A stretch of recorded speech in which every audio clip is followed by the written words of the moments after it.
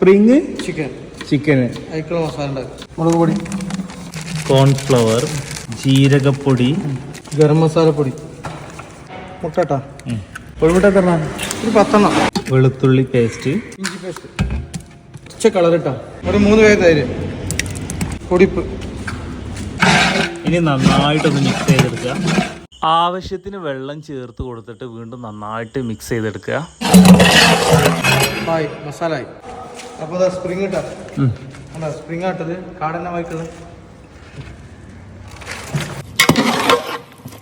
Colour ഇത്തിരി കൂടിയാ? അത് കൂടിയൊന്നും ചൊറുക്കുണ്ടാവുള്ളൂ, നീ ചൊറുക്കുണ്ടാവില്ല.